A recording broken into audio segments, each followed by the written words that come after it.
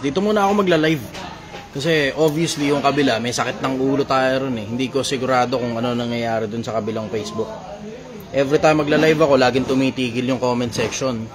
Every time magla-live ako, laging hindi ko makita kung may viewers na ba o wala pa.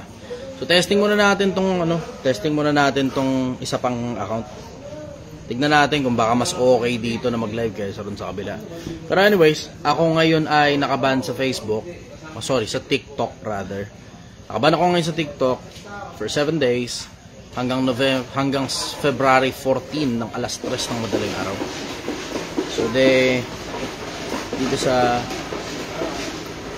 Facebook may problema yung yung kabilang account ko. Ang TikTok naman nakaban ako. So wala tayo masyadong maraming option. Mukhang may problema yung ko. Ito rin mukhang may problema rin pag nagla-live. Wala akong makitang viewers. Walang makitang viewers. Meron lang dito swerte. Ito kahit paano mayroong comment section. Okay yung comment section dito. Good morning, Nabs GL. Good umaga sa'yo. Oda Rom. Morning. John Patrick, good morning. Okay. Magandang umaga sa inyo, Pilipinas. Pwede na kayong mag-request na maka-akit sa live. Lagay ko lang muna sandali itong aking pouch sa gilid. So medyo mabigat. Okay. Okay. 18, 24. Okay. Magandang umaga sa inyo. Pakishare nyo na muna itong live ko. Pakitawag yung iba. Iya Bustamante. Live na naman si Idol. Nagising ako sa alarm ko. Good. Buti nagising ka sa alarm mo.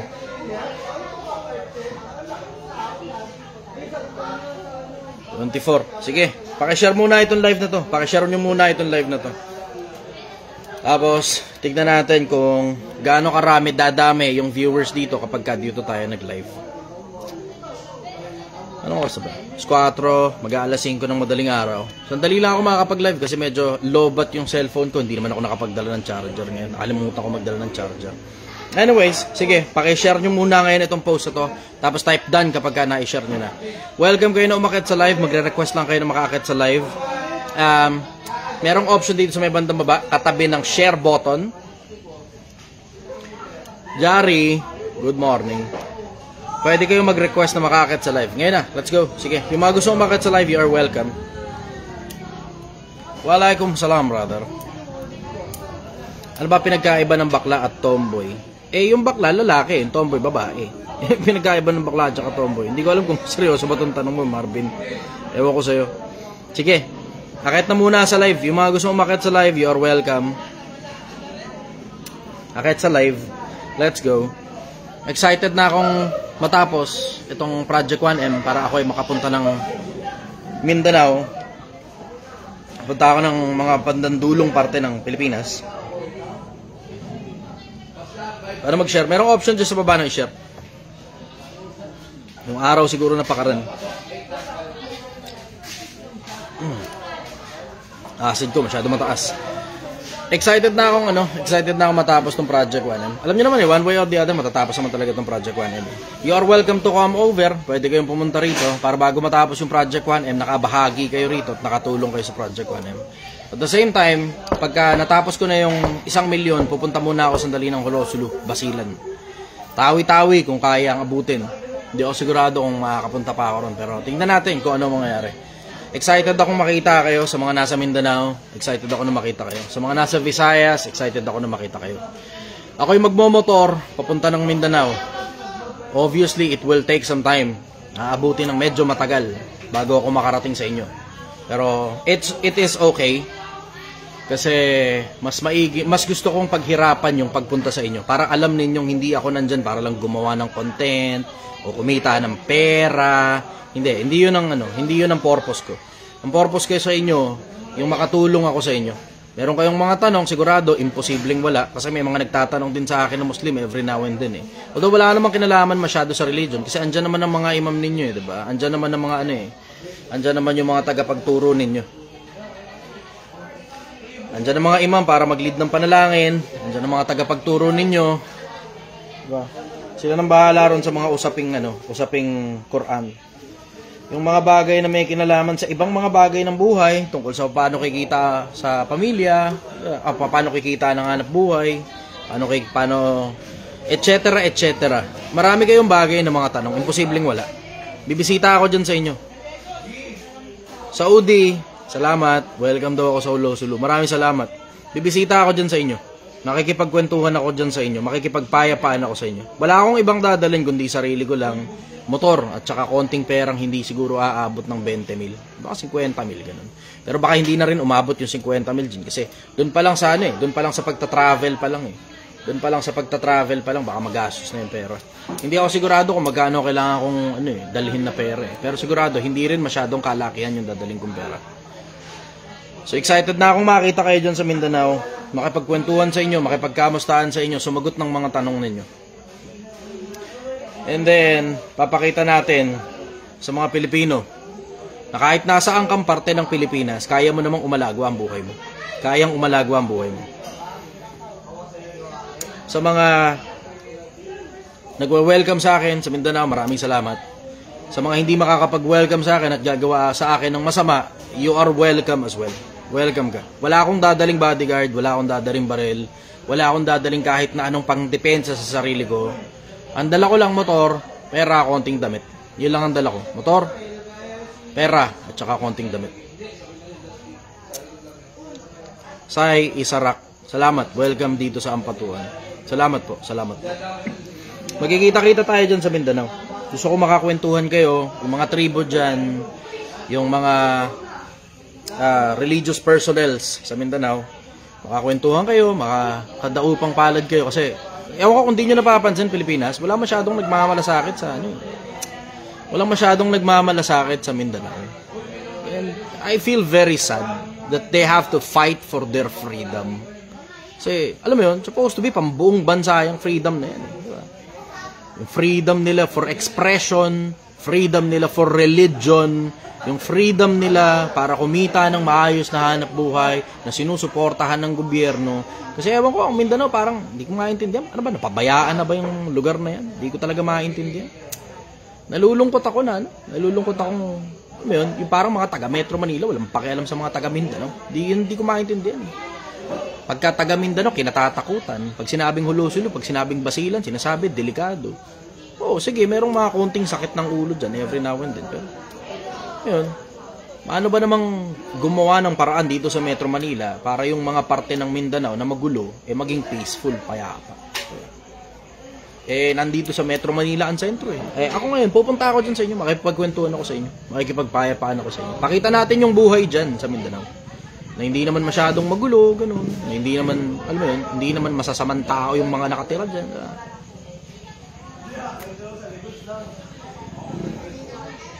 Okay. Yung mga gusto umakyat sa live, you are welcome para umakyat sa live. Pero kailangan ko mag-request kayo. Yung mga nandito ngayon sa live, welcome kayo na i-share itong live para makatulong tayo sa marami. Tapos, yung mga may tanong, kailangan yung mag-request na makaakyat sa live. Sige.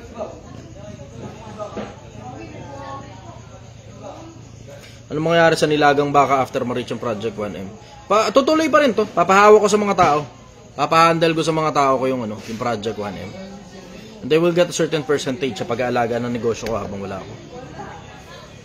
Kasi hindi birong magmaneho ng hanap buhay Hindi birong magmaneho ng hanap buhay. Tuloy pa rin na itong Project 1M. Kahit na Kasi syempre may mga empleyado na diba? At ina-expect ko na dadami pa yung empleyado as time goes by. As money goes flowing in, dadami pa yung mga empleyado. Dami ng mga taong matutulungan natin Alam mo, ang hina-hire ko talaga sa Project 1, as much as possible, mga unemployable. Kung maaari, unemployable.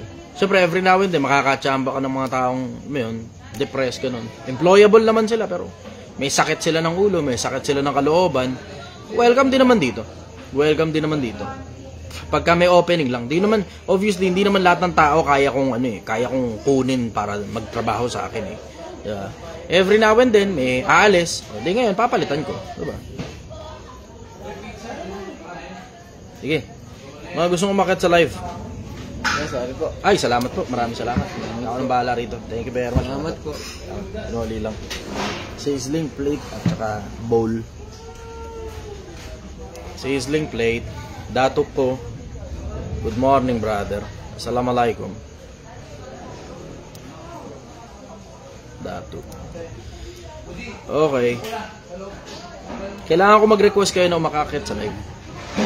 Kailangan kong kayo yung mag-request na makakit sa live. Nandito sa baba yung option. Doon sa mga may tanong. Sige na, let's go. Huwag nang mahiya, huwag nang magkahiyaan. Kung meron kayong gustong sabihin, gusto niyo makipagkwentuhan sa akin, you are welcome as well. May tanong kayo, you are also welcome. Huwag nang magkahiyaan.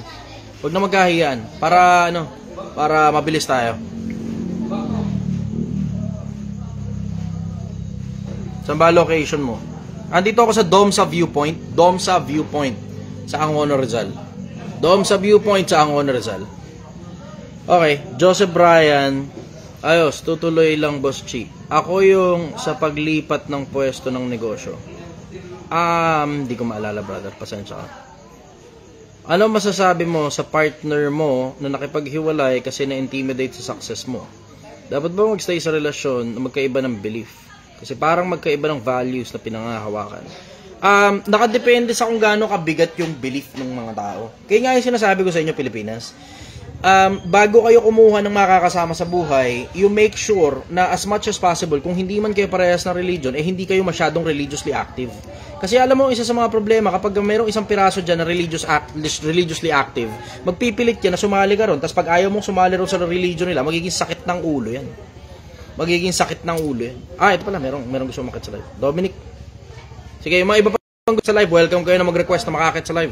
Dominic, go. Wala ka sa TikTok na banata uli. Oo, naka-suspendido ako, 7 araw na naman. Tangin na talaga. 7 araw na naman ako suspendido. Okay. 7 araw na namang suspendido ang Chichester. Syempre, dahil naman sa bunganga ako yan. Diba? Hindi nga tanggap eh. Yung bunganga ko, hindi tanggap. Real talk, ayaw nila. Ang gusto nila, umakalogan suso, tumutuwad-tuwad sa TikTok. Yan gusto ng TikTok eh. Yan yung gusto ng Facebook eh. Hindi ka mababan pag tumutuwad-tuwad ka. Pag kinakalog mo lang yung suso mo, hindi ka mababan. Kaya gustong-gusto pa nga ka mo, yung pinapakalat pa lalo pagka ganong kalugan ng suso, tuwad-tuwad. Dominic, inakit na kita sa live, let's go. Ella, salamat sa 10 stars. Sige, let's go. Dominic, akit na sa live. Sayang ang oras, brother. Sige na, i-confirm mo na, i-confirm, sayang ang oras. Yung mga iba pang gusto umakit sa live, huwag na magkahiyaan. Mag-request kayo na makakit sa live para maiakit ko na kagad kayo as soon as possible. Let's go. Sige na, huwag na magkahiyaan. Tayo lang to, puta. Nasa na yung Philippine flag? Nasira yung Philippine flag.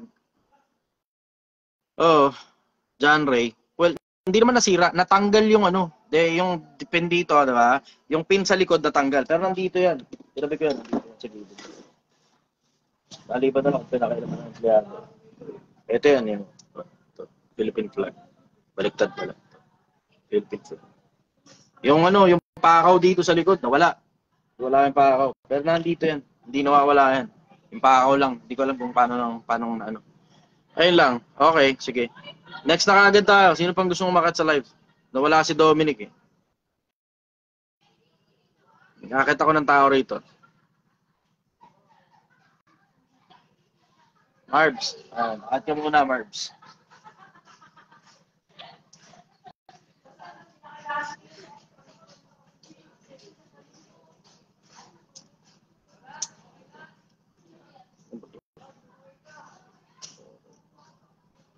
Sige, yung mga gusto umakyat sa live, let's go. Sayang oras. Gina. Wag nang magkahiyaan pa.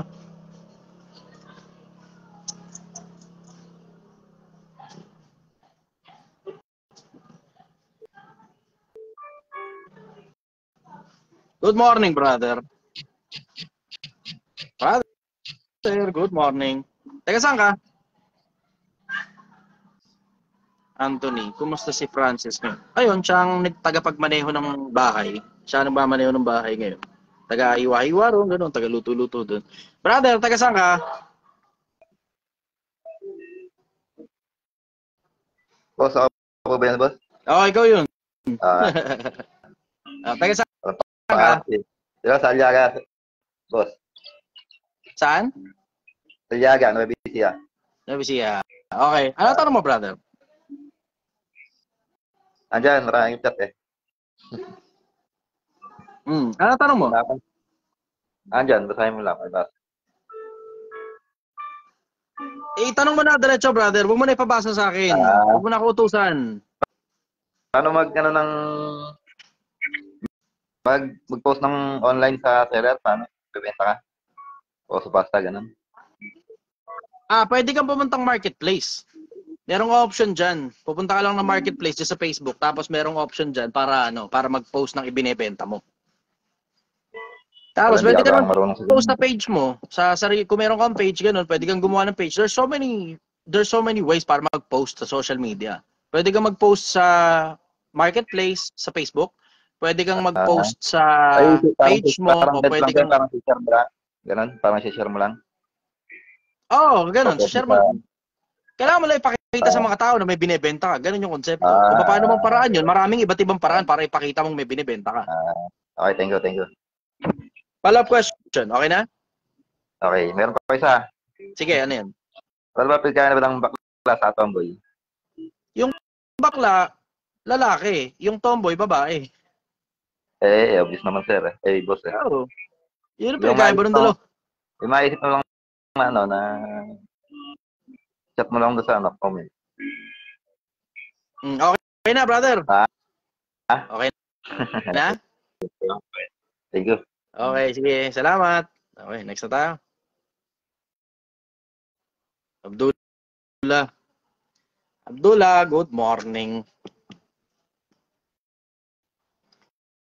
Good morning, brother. Taga saan ka?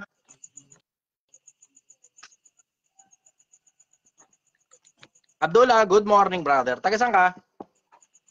Jensan. Jensan. Okay. Ano tanong mo, brother? Anong anong ang tingin mo sa mga Muslim?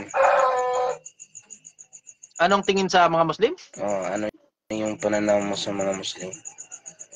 Nothing out of the ordinary. Wala namang out of the usual. Wala, Muslim. Pare-pares lang tayong Pilipino eh. Wala ako masyadong opinion pagdating sa religion tungkol sa very specific na religion. Maliban na lang merong out of the usual. Katulad halimbawa ng under Christianism. Ang under ng Christianism, merong Katoliko, merong born again, merong Baptist, Iglesia ni Cristo. Ang Muslim naman in general, hati sa dalawa Islam, isang Shia at saka Sunni. Pero other than that, kung meron kang specific na tanong, yun, makakasagot ako ng specific. Pero kung general question ang tanong mo, wala akong masyadong pagtatangi ng tao pagdating sa religion. Ang tingin ko, pare-parehas tayong tao. Yun ang tingin ko. Totoo, kung eto nga, meron nga akong Quran dito eh. Meron akong Quran dito eh. Nagbabasa ako, brother. Kaya regalo lang sa Kasi akin ito eh. nakita ko yung post mo kahapon. Yeah. Kahapon ba yun? Yung may ina-advisean kang isang Muslim din. Oo. Na, Dito yun sa Maynila. Kung yung nagsaksakan. oo. Dito yun sa Maynila.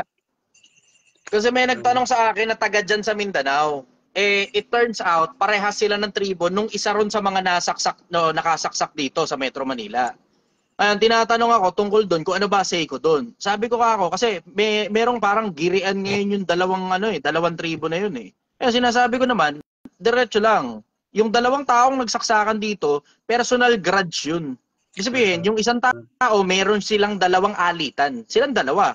Pero yung dalawang tribo, walang kinalaman doon sa dalawang taong nagsaksakan. Kaya nga sinasabi ko, huwag kayong magre-rido dahil lang sa dalawang pirasong taong nag-away.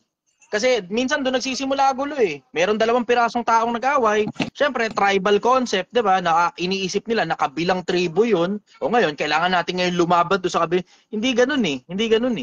Hindi naman yan parang organized crime group na parang private army nung kabilang tribo na sumugod sa kabilang tribo. Hindi naman ganun eh. Dalawang pirasong tao lang yun. Silang dalawa lang yung tangang nagsuntukan o nagsaksakan o gumawa ng violence sa isa't isa. Silang dalawa lang yung nag-away. Hindi dapat magrido dahil doon sa dalawang pirasong tao lang na yun. Maliban na lang siguro, ibang usapan na bumuo ng grupo yung kabilang tribo, kalaban tayo. Yun, may maintindihan mo pa yung ganun eh. Pero yung dalawang pirasong tao, nagsaksakan, silang dalawa lang yun, pabayaan nyo na lang sila. Ganun kasimple sa akin yung konsepto, brother. And I'm sure you will agree with me, tama? Yes. Follow-up question, brother. Ito, panghuli na. Okay. May plano ka bang mag-Muslim o wala? I am looking into it, brother. I'm looking into it. I haven't done enough research kasi nabuhay ako rito sa Metro Manila sa mahabang panahon. So, syempre, ang general majority ng mga religion dito sa Metro Manila, puro Kristiyano, under ng Christianism. So, sa mahabang panahon na sa, kumbaga, nandun ako sa kumakabisado ng mga talata sa Biblia and every religion in between. Ngayon, syempre, habang tumatanda ka, hindi mo naman siguro gugustuhin kulong lang yung sarili mo dun sa konsepto na naintindihan mo mula pagkabata. You would want to compare your religion with other religion as well. Kailangan mo ikumpara yung sarili mo o yung paniniwala mo sa ibang paniniwala para malaman mo kung totoo ba o hindi yung pinaniniwalaan mo. And that's where my journey with other religion comes into play. Ako kasi personal, hindi ako, alam mo yun, meron akong independent mind, 'di ba? Hindi basta sinabi na lang ng pastor naniniwala ako. Hindi basta sinabi ng pare naniniwala ako. Hindi ako ganoon eh. I am doing my research for myself. Nagre-research ako para sa sarili ko. Kasi kaluluwa pinag-uusapan diyan, brother. And when I say kaluluwa, iyan yung journey that you have to work on your own. Na oo, sige, merong mga tao na makakapag-guide sa'yo every now and then, tulad halimbawa ni Kristo, tulad halimbawa ni Propeta Muhammad, at ng marami pang iba't ibang mga tao. Pero kailangan mo ring matutong mag-research sa sarili mo eh. Kailangan mo ring matutong basahin yung references mo dun sa religion mo, at saka yung references ng iba't ibang mga religion dun sa mga bagay na pinaniniwalaan nila para mapagkumpa-kumpar mo. Ngayon, I am in my journey now na lahat ng sikat na religion sa mundo, pinagtsatsagaan kong aralin. And I am now in the very close conclusion that it is my personal belief, personal na paniniwala ko ito, na somewhere dun sa tatlo, either Judaismo, Kristyanismo o Islam ang totoo. Yes. Doon ako ngayon sa tatlo. It is a journey that I have to go through on my own. Nagbabasa ako ng sarili ko ng Quran, nagbabasa ako ng sarili ko ng Biblia, nagbabasa ako ng sarili ko ng Torah. Ako personal yung nagbabasa. Kasi mahirap magtiwala sa mga tao, brother eh. Lalo na, alam mo naman, kalilitaw-litaw lang nating lahat. Lahat tayo, including you, including me, including yung lahat ng mga religious leaders sa panahon natin ngayon. Lahat tayo kalilitaw-litaw lang. Ano ibig ko sabihin? I would rather manggaling mismo dun sa mga tao na nakakita mismo ng mga bagay na naisulat dun sa mga lumang libro. Bago ko malamang tama talaga yun. Kasi tinan mo, katulad halimbawa sa Kristyanismo, panahon natin ngayon hindi yung una panahon natin ngayon, napakaraming paniniwala, wala naman sa Biblia eh. Ganun din naman ganun din naman sa Islam. Ang daming paniniwala rin ng mga Muslim, hindi Islam Muslim, lalo na sa Mindanao, na mga bagay na pinaniniwalaan lang nilang naipasa lang ng mga magulang nila sa kanila, pero pag hinanap mo sa Quran, wala naman. Gets mo yun? Yun, ganun yung konsepto. Kaya ako na mismo personal yung nagtsatsagang magbasa. Ayokong manggaling sa mga tao na, hindi, ang sabi ng Propeta Muhammad ay ganito. Okay din yun, makakatulong yun kung babasahin sa Quran. Pero kung hindi binasa sa Quran, tapos sinabi mo lang na sinabi ng Propeta Muhammad yan, paano kung kayo nakakasigurado na talagang totoo nga sinabi talaga ng Propeta Muhammad yan? Diba? Ganun yung konsepto ko. Parehas ang Biblia, parehas sa Quran, ganun ang ginagawa ko sa lahat. Ayokong maniwala sa mga tao lang. Ang gusto ko, basahin mismo na ako personal yung nagbasa galing sa mga isinulat nung mga taong lumang-lumang panahon na sila mismo yung pinanggagalingan ng mga pinaniniwalaan natin ngayon. Yun ang ginagawa ko. Personal kong tsinatsaga, brother. Diretso, boring. Boring talaga, brother. Diretsahan, boring. Ito yung boring talaga na Ito yung boring na wala ka lang talagang choice eh. Ang dahilan kung bakit boring, hindi naman dahil hindi sensible, kundi dahil luma na kasi yung mga salitang gamit. Luma yung mga salitang gamit ng Biblia, luma yung salitang gamit ng Quran. Yung pagkakahabi ng salita, napaka-boring, brother. Napaka-boring. Pero pinagtsatsagaan ko yung kaboringan para matuto ako eh. If it means na kailangan kong tiisin yung pagiging boring ng mga lumang libro para lang magkaroon ako ng pagkakataon sa kabilang buhay, so I can go to Jannah, then so be it. So be it. Yes. Sinatsaga ako, brother. Ako personal na mismo yung nag-aaral ng sarili ko. Kaya ito, yung Quran ko, wala pa nga ako sa 1/4 ngayon eh, pero tuwing walang customer dito, ito, ganito na ako, babasa lang ako rito ng Quran. Pag walang customer, ganun, bago ako magsimula ng live. Kasi Biblia, nabasa ko na ng maraming ulit eh. Although ang Quran, oo, nabasa ko rin tatlong beses ko nabasa ang Quran. Pero ang daming mga bagay na hindi mo maiintindihan sa isa, dalawa, tatlong basahan lang eh. Hindi ganun Oo. kadaling maintindihan. Kasi brother, ang Quran, maraming interpret yan ng mga ulama. Maraming Interpretasyon. Oo, naiintindihan ko yun. naiingin dyan. Pero maingat ako sa ganun, brother. Oo. Isa sa mga pinaka-iniingatan ko sa sarili ko yan. Kasi ito sigurado ko, yung utak ng Allah, yung utak ng Diyos, hindi yan kaparehas ng utak ng tao. Oo. Yung isip natin, hindi kaparehas ng isip ng Diyos yan. Ayokong mag-interpret. Hindi kasi ako yung tipong parang pastor ng mga born again Baptist. Sorry sasama ng loob sa akin. Pero hindi ako parang pastor ng born again Baptist na ako, nakabasa ako ng isang bagay. Ganito ang ibig sabihin niyan. Hindi ako ganun eh. Ako kasi yung tipo ng tao na pag may nabasa ako sa isang lumang libro, hinahanap ko din dun sa lumang libro na yun kung ano ba talaga ibig sabihin dun. Ayokong mag-imbento ng konsepto kasi mamamali ako dun lalo na tungkol sa aklat ng Panginoon. Delikado masyado. Maingat ako sa pagbabasa. Kasi may iba kasi brother na ang Quran, may mga bagay diyan na hindi mo maintindihan, di ba na lang kung naitala sa hadith ng Propeta Muhammad. Kasi dalawa yan eh. Nagre-request nga ako sa ng hadith dun sa sa isa eh. Kasi binigyan ako ng Quran nito nakaraan. Yun. Kung meron kayong libro nun, hadith. Yun ang wala ako. Quran meron ako. Pero hadith wala. Pengi ako nun kung meron kayo. Medyo mahirap hanapin eh. Medyo mahirap hanapin. Malayo ka lang kasi sa akin. Kung mas malapit lang sana. Meron yan. Sigurado, merong mga taga Metro Manila na merong mga taga Metro Manila na Muslim dito na malamang nag-aaral din yan. Masipag naman ako mag-aaral eh. Masipag ako magbasa. Kaya nga tignan mo, pag-uusap tungkol sa Islam, hindi mo naman masasabing mangmang ako tungkol sa mga aral ng Islam. Hindi kasi ako mapaghatol, brother. Yun ang isa sa mga magagandang traits ko. As much as ang pangit ng bunganga ko, hindi ako mapaghatol. Una-una, hindi ako mapaghatol sa kapwa-tao. Pangalawa, hindi ako mapaghatol sa religion ng kapwa-tao ko. Pinipilit kong unawain lahat ng mga bagay na may kinalaman doon sa mga paniniwala ng kapwa-tao ko kung paano nakarating doon sa ganong klase ng mindset o ganong klase ng isipin yung kapwa-tao ko. Hindi ako mapaghatol. Hindi ako masyadong mahilig sa, masamang tao yan. Kasi Muslim, ganyan naman ganyan yung ibang tao Pagka Muslim, masamang tao ka agad Without considering na pare-parehas lang naman tayo. We're all just trying to live life. Yung iba kasi, brother, ang tingin nila sa Muslim is tribo rin.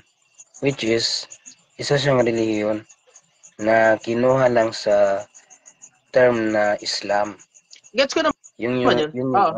Alam ko naman na ang konsepto ng Islam ay galing sa Middle East. Gets ko yun. Kasi ang Kristyanismo at saka ang Judaismo pare-parehas naman galing sa Middle East Actually, halos lahat nga ng mga pinakamalalaking religion sa mundo galing sa Middle East. Yung sila Moises, sila Cristo, sila Muhammad, lahat yan galing sila pare-parehas sa Middle East Yung parehas Biblia, Torah at saka Quran, pare-parehas galing sa Middle East. So nagigets ko yung konsepto na yun. Gaya nga nasabi ko, hindi naman ako mangmang pagdating sa pag-uusap religion. Kasi masipag talaga ako, brother. Lalo na tungkol sa pag-uusap pananampalataya. Masipag ako dyan, brother. Sobrang sipag ko pagdating sa pag-uusap pananampalataya kasi paborito ko yan. Theology, paborito ko yan. Mahilig talaga akong mag-aral kung paano nagsimula lahat ng bagay, base sa kung anong religion yung pinaniniwalaan, ano yung mga traits ng mga tao na naniniwala sa ganitong religion, paano naka-arrive into the conclusion na ganitong klase yung mindset ng ganitong grupo ng mga tao dahil pa sa religion nila yan. Mahilig ako sa ganun Yes. Yan. Paano, brother? So, isa rin sa mga dahilan ng pagpunta ko sa Mindanao yan para maintindihan ko mismo yung Quran at saka para maintindihan ko rin yung konsepto at saka pananampalataya ng Islam. Kasi mahihirapan ako maintindihan yan dito sa Metro Manila, brother. Naiintindihan ko yun na mahihirapan akong maintindihan yung konsepto ng Islam sa Metro Manila. Kasi ang general majority ng nasa Metro Manila puro Kristiyano. So kailangan ko pumunta talaga ng Mindanao. It is a journey that I have to go through on my own. May mga brother din naman tayo na nagbalik Islam na naging mga ustad din. Yeah, makatapos kanila. Tulad nila Isa Javier. Ustad Isa Javier. Oo. Roma yan. Ang isa sa mga pinakikinggan ko ngayon, international, ang dahilan kasi sumasagot sila ng sobrang daming tanong, willing din sila lumaban ng debate. Si Dr. Zakir Naik. Sigurado Mm-mm. narinig mo na yun. Dr. Zakir Naik. Yun, pinakikinggan ko regular yun. Dr. Zakir Naik. Other Napakatalino nun. than that, ano ang tanong mo, brother? Wala na po. Yun lang. Sige, magkita-kita tayo sa Mindanao soon. Pagkatapos nitong Project 1M, pupunta ako ng Mindanao. Kita-kita tayo dyan, brother. Magkita tayo. Baka mahanapan kita ng kitab dito na hadith o libro na hadith na may translation na English. Kung kaya sana Tagalog, mas magaling ako sa mas malalim ang pangunawa ako sa Tagalog. Mahirap kasi yung English eh. Masyado malalim eh. Dito na lang tayo sa salitaan nating sarili. Mas prefer ko yung sarili kong salita. Hindi naman ako nakakabasa ng ng Arabic eh. So, di Tagalog. Malay mo, in the future, meron akong balita kasi na merong mga taga Middle East na gustong bumisita rito. Kasi marami daw nakikinig sa akin na Islam. Na Muslim. Marami nakikinig daw sa akin na Muslim. Sabi, parang may boses daw ako at gusto daw akong bistahin. Sabi ko, welcome naman na bumisita kahit na sino. Yun nga lang, medyo maingat lang ako sa pakikinig. Ang dahilan, dahil mas prefer ko talagang basahin mismo personal. Mas prefer kong basahin. Kasi hindi ko kasi masyadong trip yung aaralan ako eh. Okay lang yun. Sige, that's one way to learn. Pero mas prefer ko yung ako mismo personal yung nagbasa. Kasi pag ako mismo, dama mo yung brother, pinaghirapan mo yun eh. Ganong konsepto na hindi basta itinawid lang sa akin ng kung sino man, tas hindi naman nabasa sa Quran. Mas prefer ko yung ako mismo personal yung nagbasa, pinaghirapan ko ng gusto yan. So darating yung panahon, makakasagot na rin ako ng mga tanong na ang pinagbabasihan ko na Quran. Yes. Okay ka na, brother? Okay na po. Magkita-kita tayo soon, brother. Kita-kits. Bye-bye. Bye-bye. Okay. Next tayo. Next. Sorry. Nasa ko lang muna ito. Natapakan pa ako. Hindi pa lang pa ako. Chinelas ko pala. Sorry. Good morning.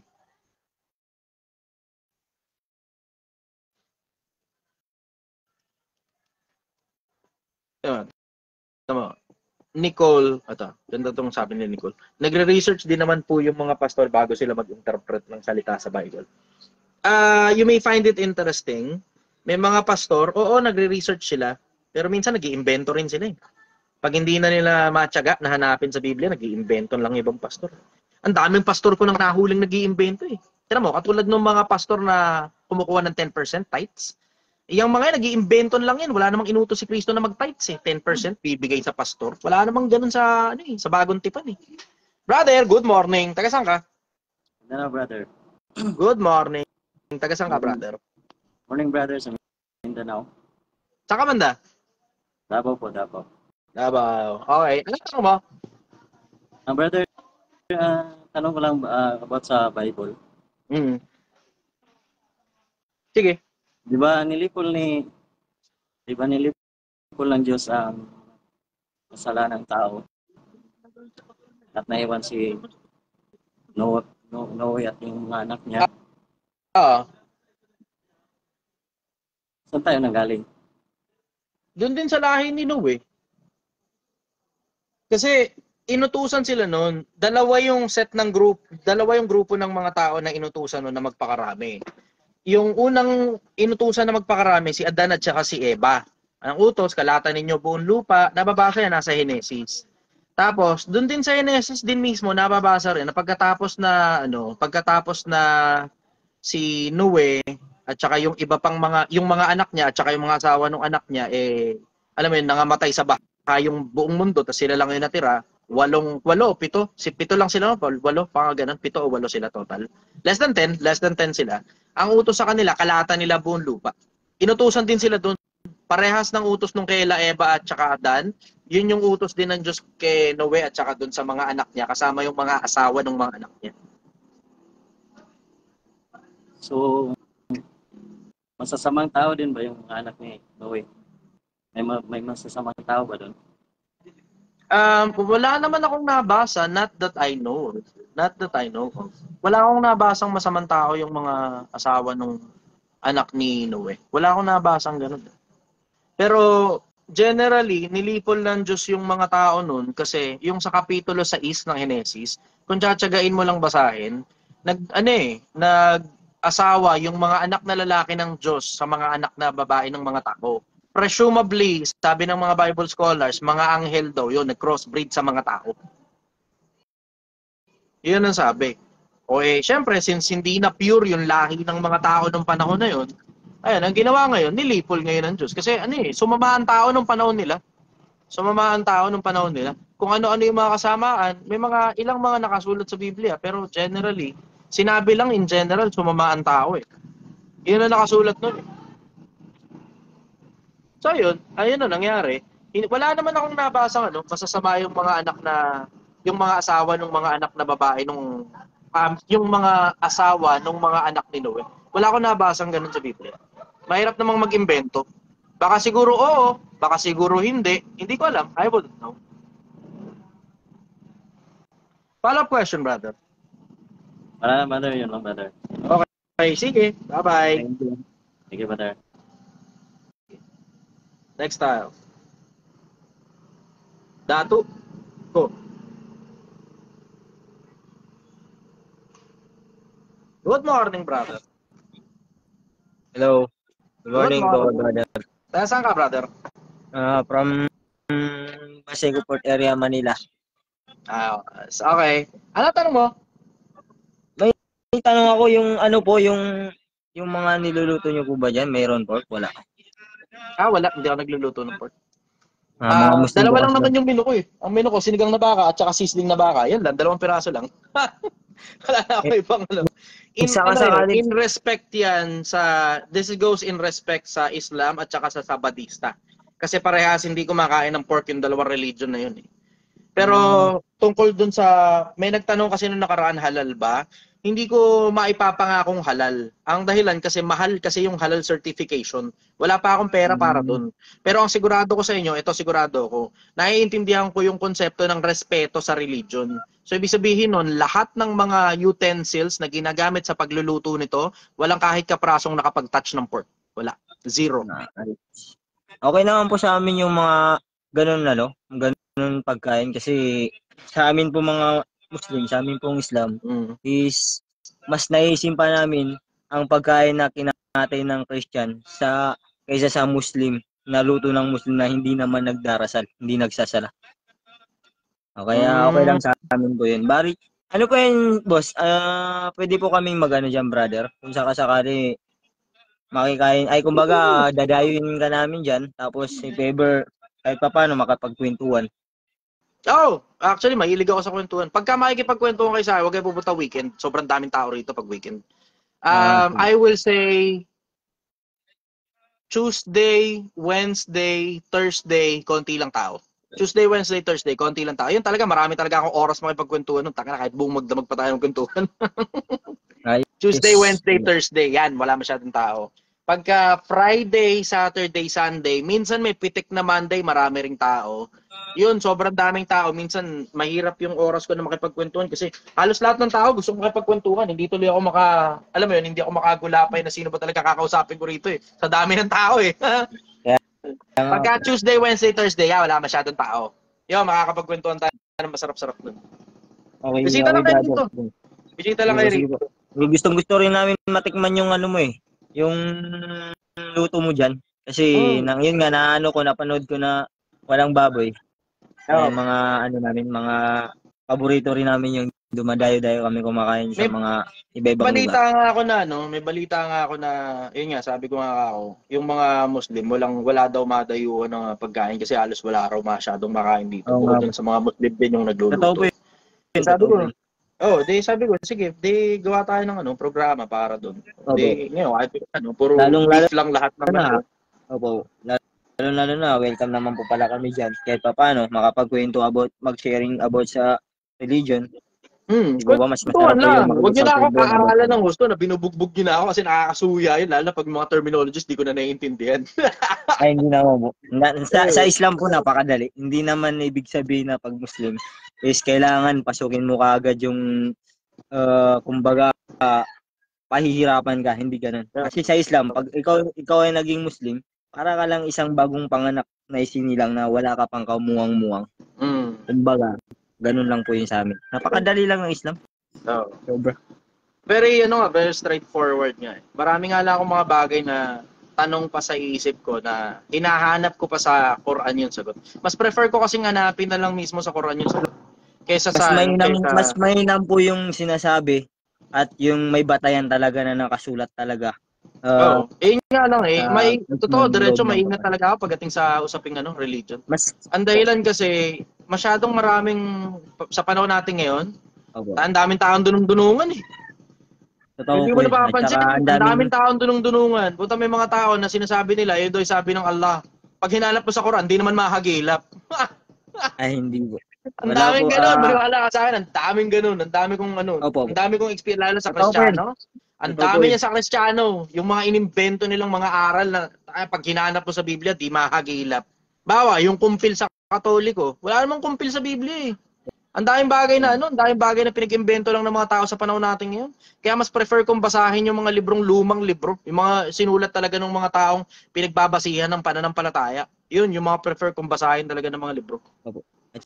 Tsaka yung Quran po kasi yan talaga yung original na salita ng Allah na yung pinakasalita niya ay Arabic kasi hindi naman po pwede ibang lingwahe kasi katulad ni Jesucristo, Aramaic yung kanyang lingwahe kaya yung kasulatan niya hindi Arabic katulad nung lingwahe naman ni Moises, Eloah tawag niya sa Diyos, Hebreo.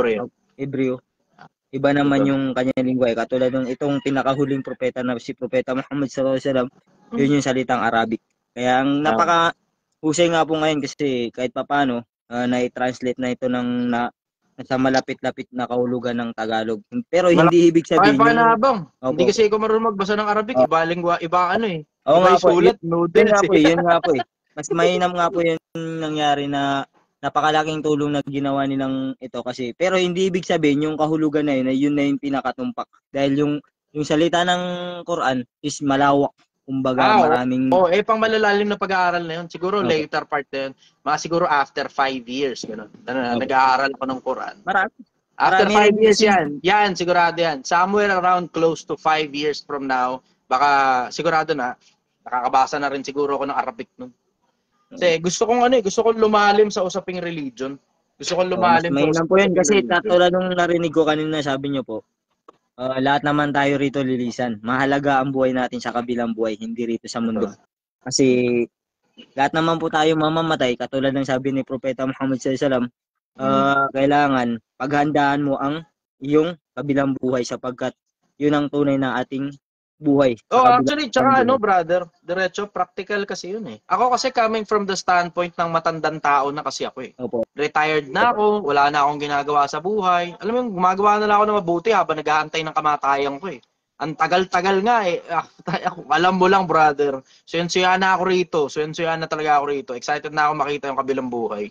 Na-figure out ko na tong buhay na to eh. Okay na ako rito eh. Yung, alam mo yung when you start making money na sapat na sa'yo yung pera na meron ka, tapos may bubok sa ibabaw ng ulo mo, may damit ka, wala kang anak, wala kang asawa, wala kang kamag-anak, parang katulad ko. Alam mo yung, may isang iisipin mo na sarili mo, ano kaya kasunod na to? Okay, yung iba sabi nila money, power, fame, nakuha ko na lahat yun eh. Nakuha ko na lahat yun. And it still feels empty. It still feels empty. Parang feeling ko okay na ako rito sa buhay na to, brother. Rockstar na ako rito. Nakuha ko na figure out ko na tong buhay na to. Ang waiting ako yung kabila. Yun ang waiting ako, yung kabilang buhay. Excited ako makita ko ano yung tsura ng kabilang buhay.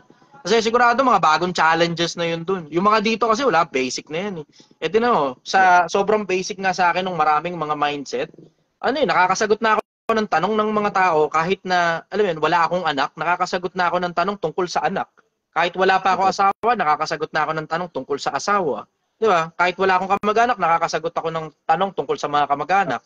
Kahit okay naman na ako sa, alam mo yung hanap buhay ko, iisang industriya lang naman, o dalawa, less than 3.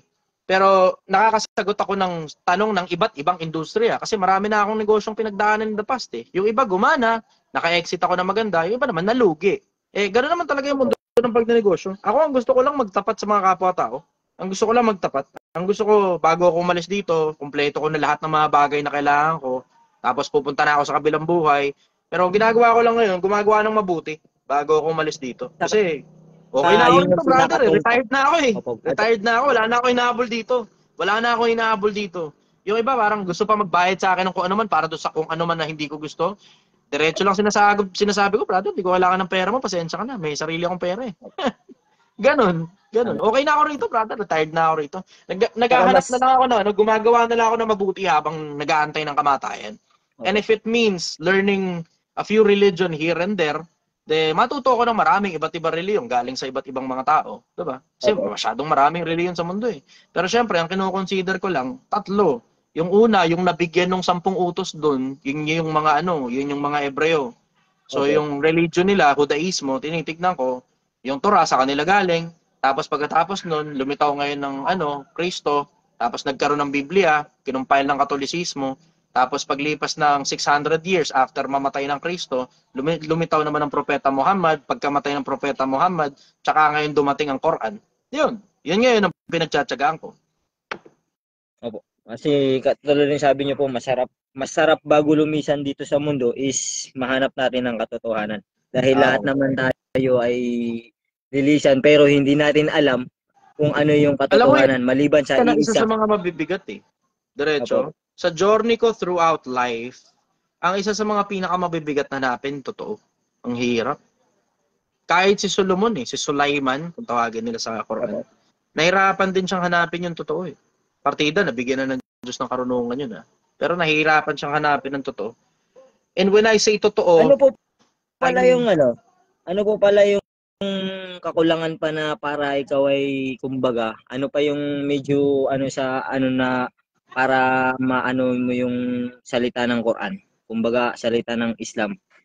Oo. Yan yung tanong na hindi ko pwedeng sabihin.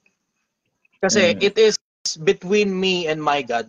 Na kapag naibigay niya sa akin yung sagot dun sa tanong na yun, na ako personal yung nakahanap, then dun ako ngayon.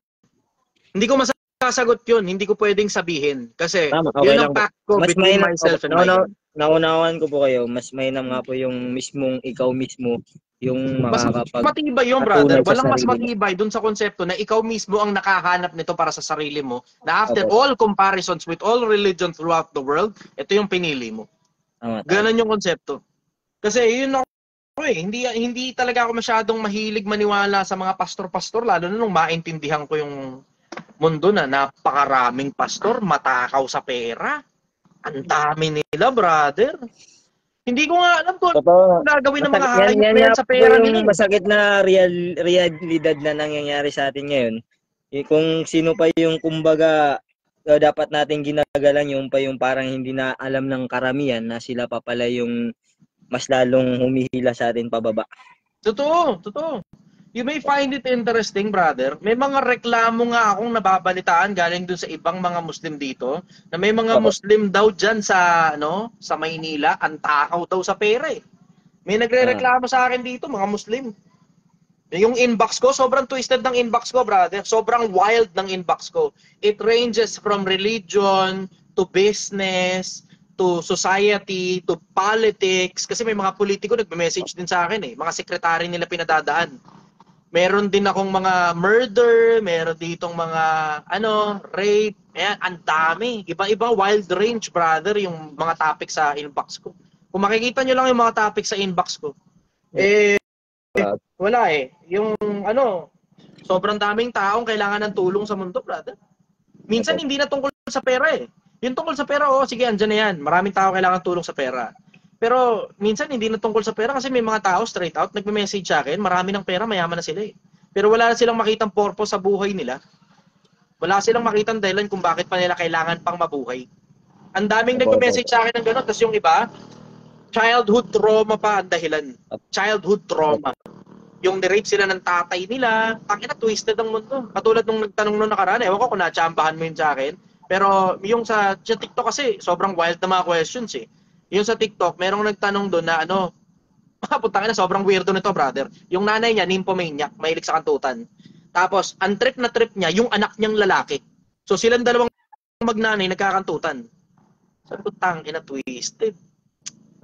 Ganun talaga eh. Ganun talaga. Sobrang wild range ng trip ng tao na yung iba sobrang, alam mo yun, kailangan talaga nila ng tulong eh. Yun siguro ang dahilan kung bakit, alam mo yun, pinababayaan pa ako ng Diyos na buhay, ganun. Kasi talagang alam naman ng Diyos kung gaano kagusto ko nang tumuhid sa kabilang buhay. Ano na ako eh, kumbaga, excited na ako makita yung kabilang buhay. Excited na ako sobra. Gusto kong makita yung kabilang buhay for myself. Kasi dito sa buhay na to, nakuha ko na lahat ng bagay na gusto ko, brother. Hindi nyo alam kung ano yung mga bagay na meron ako. Nakuha ko na lahat ng bagay na gusto ko dito sa buhay na to. Lahat ng bagay na wala ako, mga bagay na hindi ko na kailangan yan. Pero lahat ng gusto ko, nakuha ko na. Isa na lang ang hinihingi ko, kamatayan. Yun na lang. Maging mabuting tao, tapos I have to go when I have to go. Yun na lang hinihingi ko, kamatayan. Pag nakuha mo na kasi lahat, believe me, pag nakuha mo na lahat, tapos wala kang anak, wala kang asawa, o may anak ka man, napalaki mo na ng maayos, tapos maayos na yung mga buhay nila, tapos alam mong magiging mabubuting mga tao sila, kasama na rin ng mga apo mo, okay ka na ron. Okay ka na ron. In my case naman, wala naman akong anak eh. Wala akong asawa. Kakahiwalay nga lang sa aking kasintahan. Pero, alam mo yung fulfilled na ako sa buhay na to, brother. Wala na akong hinahabol dito sa buhay na to. Kompleto na ako sa lahat ng bagay na gusto ko. Lahat ng bagay na gusto ko, natikman ko na. Lahat ng bagay na gusto ko, natikman ko na. Lahat ng bagay na gusto ko, natikman ko na. Lahat ng bagay na wala sa akin, hindi ko kailangan yan. So, wala na akong hinahabol dito. Okay na ako rin. Sports car, sports bike, bahay na malaki, bla bla bla bla bla. Nakuha ko na lahat yan. Nag-enjoy na ako ng gusto. Nag-enjoy na ako. Sobra na kaya enjoyment ko rito sa buhay na to. Gusto ko na makita ko ano yung mga challenges naman sa kabila. Kasi yung mga problemang usual, paulit-ulit, pare-parehas. May tanong, yung alam ko na kung paano i-figure out. Yung ganun. Tanong ko lang po, naniniwala po ba kayo sa kabilang buhay na may impyerno at saka meron paraiso? Diretso, hindi ko sigurado. Yun ang diretso, hindi ko sigurado. Alam ko, ito sigurado ko. Sigurado ako na merong gumawa sa lahat. Otherwise, paano lumitaw yung mga lumitaw? Isa pa, merong order eh. Hindi ko maitatanggi after learning so many things in this life, including science, including mathematics, hindi ko maitatanggi talaga na meron talagang gumawa eh. Kasi masyadong maraming coincidence. Yung sobrang daming coincidence na ang hinihinga ng tao, oxygen. Nilalabas mo carbon dioxide na yung nilalabas mo, yun naman ang kailangan ng halaman. Sila naman ngayon ang maglalabas ngayon ng oxygen. Yung cycle na nangyayari, pwede yung ang tawag nila order. I-research yung boss, yung brother, yung sa Sambato banda, yung tubig dagat at saka tubig alat. Tubig alat at saka tubig tabang. Ay, tubig yun nga, yung tubig alat, pinag-alo yung tabang at saka yung yung alat. Sa sa Jordan yun eh. Limutan ko. Sa Dead Sea. Nakasulat po yun sa banal na Quran na sinabi ni Allah subhanahu wa ta'ala. Maingat lang ako sa ganun, sa mga prophecy. Maingat ako sa prophecy. Sa mga propesya, maingat ako. Kasi kung hindi mo makikita, kung siguro I am qualified to speak on this behalf, na nabasa ko kasi parehas ang Quran at saka ang Biblia. Ngayon, sa Biblia, marami ring mga bagay na dati pang sinabi na nangyayari na ngayon. Ganon din ang Quran. Maraming bagay na dati pang sinabi na ngayon ay nangyayari na.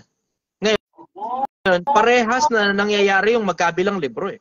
Kaya nga inaantay ko na lang kung alin doon sa dalawang halimaw yun lang po yung yun lang po ang malaking pinagkaibahan na paniniwala sa Biblia ay yun po yung sinasamba nila ay Yesu Kristo. Hindi katulad namin na sinasamba namin si Allah subhanahu wa ta'ala na walang iba siyang binanggit sa banal na Quran kung bakit kaming mga Muslim na kahit ano pang aming tribo, ano pang aming lingwahe, mapa-Arabo, Tausug, Magina, iba-iba man ang aming tribo, ngunit kapag kami ay tinanong mo sino ang aming Panginoon, isa lang kasi napakalino na sinabi ni Allah subhanahu wa ta'ala sa banal na Quran na innani anallah la ilaha illa ana, katotohanan sinabi ni Allah na ako si Allah at walang karapat dapat sambahin liban sa akin. So kumbaga kaming mga reliyon kung bakit kami pag tinanong mo isa lang yung sinasambahin si Allah, nagpakilala siya si Allah.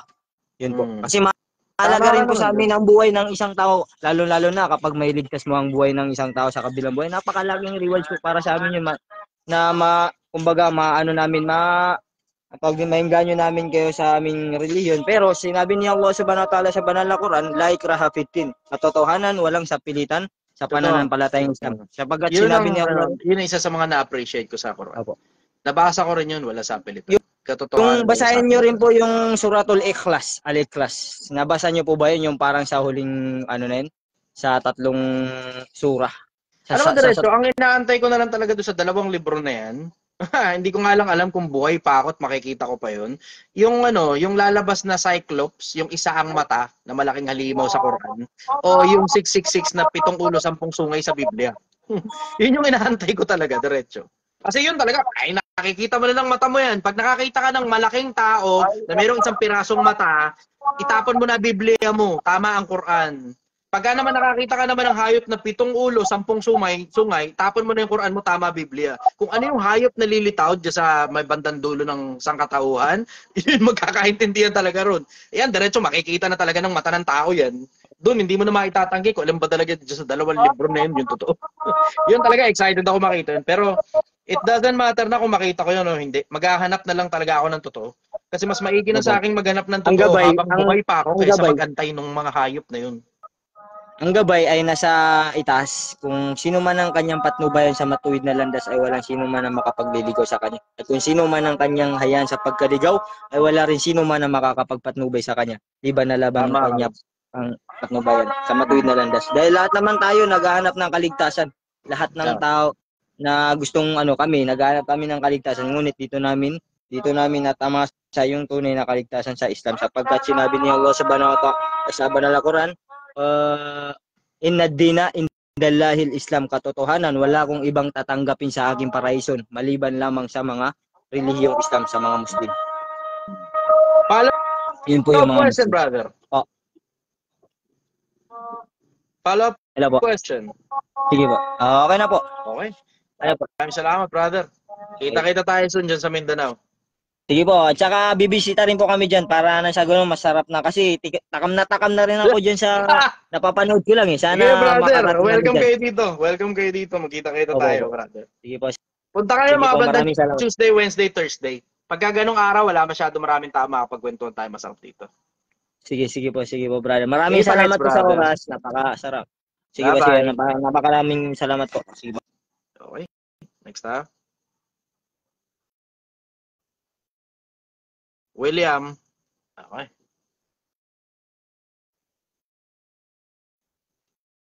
Pati ng ulo ko. Ngayon ko lang napansin. Kanina pa ako kamot ng kamot. Hype na yun. Alimutan ko pala mag-shampoo. William, let's go, brother. Good morning, brother. Yes, good morning, sir. Sorry. Taga saan ka? Ba yan? Bakit wala kayo dyan? Poland. Hello? Parang malabo. Hindi ko yun nakita. Wala ka nga eh. Wala eh. Ito na lang talaga yung meron tayo eh. Wala talaga eh. Talagang hindi talaga nakikita. Problema natin yan sa Facebook. Anyways, ano tanong mo, brother?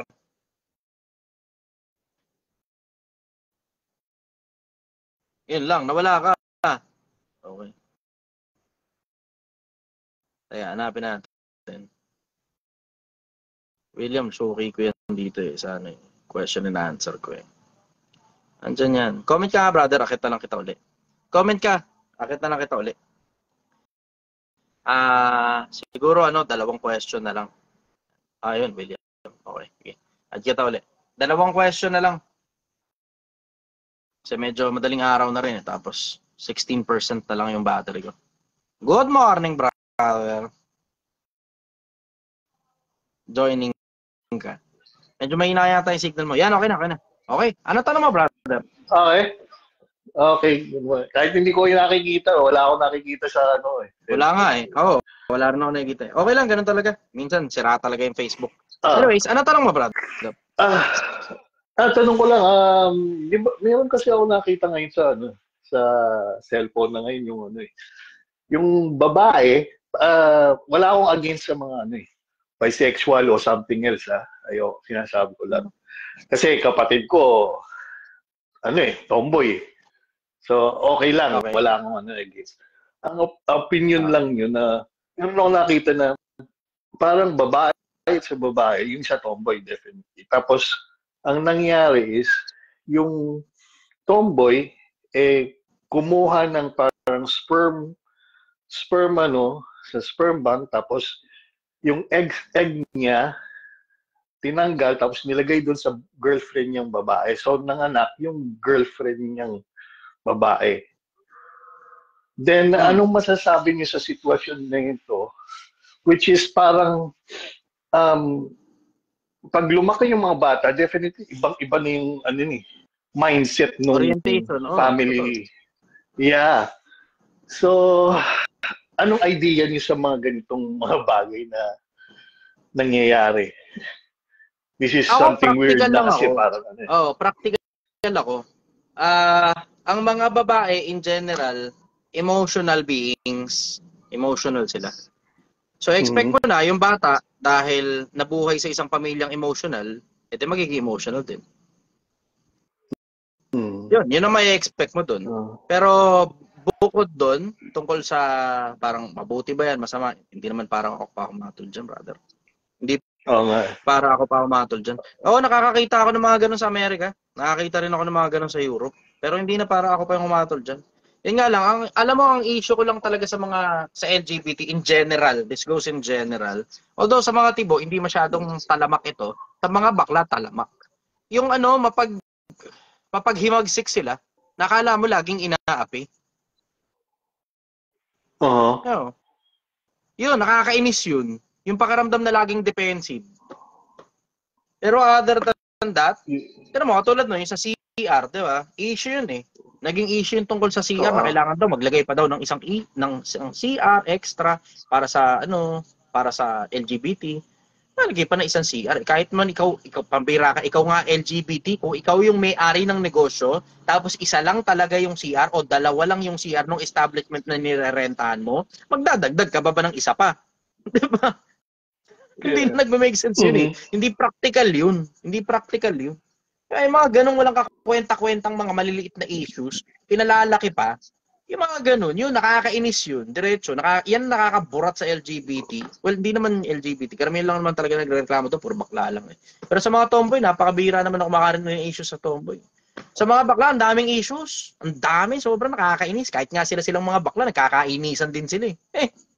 Sila rin, nagkakainisan din sila. Dapat mag-cross-dress ang bakla. Sabi ng isang bakla, dapat freedom of expression ni kaya eh. Sabi naman ng mga ibang bakla, para hindi ka mabastos, wag ka mag-cross-dress. Sila nga rin mismo mga bakla, nag-aaway-away tungkol sa usaping damitan eh. Yeah. Usaping ano tawag dito? Ano ba talaga yung sa Amerika, merong ganong sakit ng ulo? Ano ba talaga yung pronoun na gagamitin? Di magkaintindihan, nakakaburat. Nakakainis eh. Pero mga tibo, wala namang ganong issue eh. Ang mga tibo, basta wag mo lang pakialaman yung jowa nila, wag mo lang pakialaman yung islander nila, at saka wag mo lang pakialaman yung mayor nila. Okay na sila rin. Oo. Sa mga bakla, maraming issue.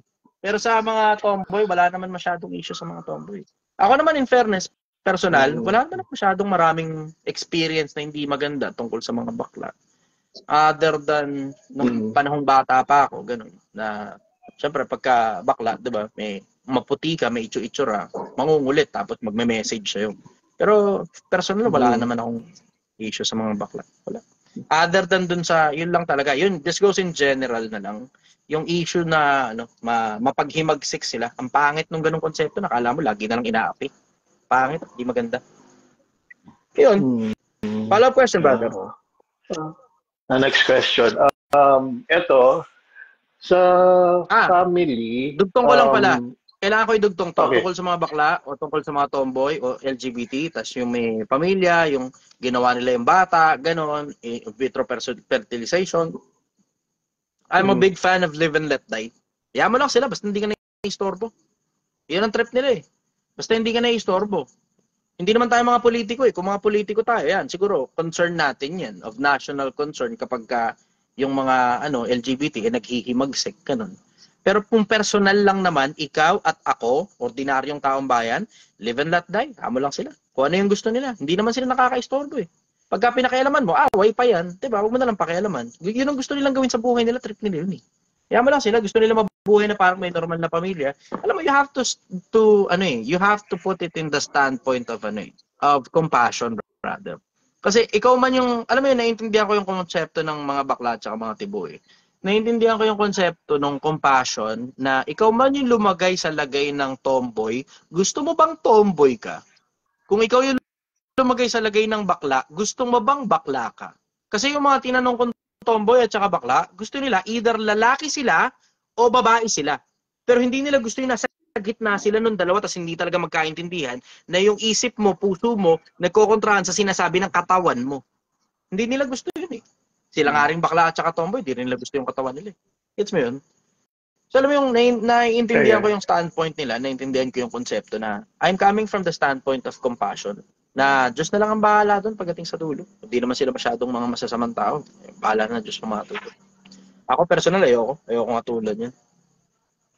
Yung ibang mga mga born again, mahilig maghahatol yung mga yan eh. Yung ibang Baptist, ganun din, mahilig maghahatol. Papuntay ka sa impyerno yan. Punta sa impyerno. Pupunta sa impyerno. Paano mo nalaman? Ikaw ba may-ari ng langit? Ikaw ba may-ari ng impyerno? Para ikaw magpapapasok doon sa impyerno? Diba? Siguro, gatekeeper sila ng impyerno, ganun. Doon sila, pupunta ng impyerno yan. Bakit? Kasi sila mismo magkakasama sa impyerno. Ay, mga tao talaga, mahilig lang talagang maghahatol eh. Pero, ikaw man yung lumagay doon sa lagay ng bakla, ikaw man yung lumagay doon sa lagay ng tomboy, gusto mo ba yun?